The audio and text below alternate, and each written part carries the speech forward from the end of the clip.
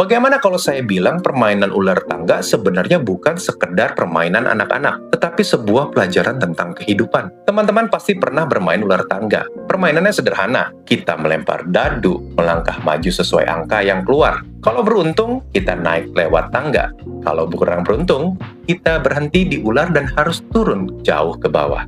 Bagi kebanyakan orang, ular tangga hanyalah permainan anak-anak. Tetapi pernahkah teman-teman berpikir bahwa permainan sederhana ini sebenarnya mengajarkan banyak pelajaran tentang kehidupan? Salah satu pelajaran pertama yang diajarkan ular tangga adalah bahwa kehidupan tidak selalu berjalan lurus. Kita sering berpikir hidup itu sederhana, belajar dengan rajin, kerja keras, lalu sukses. Tetapi kenyataannya tidak selalu demikian.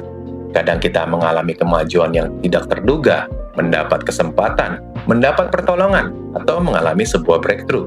Tetapi kadang kita juga mengalami kemunduran, mengalami kegagalan, kehilangan sesuatu yang sudah kita bangun. Dan itu mirip seperti permainan ular tangga.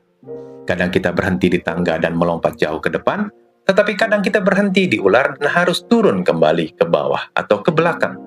Pelajaran berikutnya adalah bahwa kemunduran adalah bagian dari perjalanan. Dalam permainan ular tangga, semua pemain pasti berusaha menghindari ular, tetapi hampir tidak ada pemain yang bisa menyelesaikan permainan tanpa pernah terkena ular sama sekali. Begitu juga dalam kehidupan, semua orang pernah gagal, pernah kecewa, pernah mengalami kemunduran, pernah merasa seperti harus memulai lagi dari awal. Dan itu bukan sesuatu yang aneh, itu bagian dari perjalanan hidup.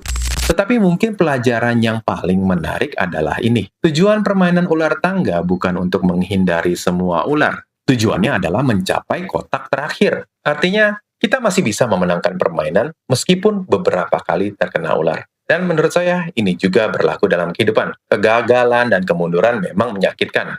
Tetapi kegagalan bukan berarti perjalanan kita selesai. Ketika bidak kita turun karena ular, permainan tidak berakhir. Kita masih mendapat kesempatan untuk melempar dadu lagi dan melangkah maju lagi. Begitu juga dalam kehidupan. Selama masih ada kesempatan, kita masih bisa bangkit, masih bisa belajar, masih bisa bergerak menuju tujuan kita. Dan satu pelajaran terakhir yang menarik. Ular tangga juga mengajarkan bahwa hidup penuh dengan ketidakpastian. Kita tidak pernah tahu apakah langkah berikutnya akan membawa kita ke tangga atau ke ular. Tetapi satu hal yang pasti, kalau kita tidak mau melangkah sama sekali, kita tidak akan pernah sampai ke tujuan.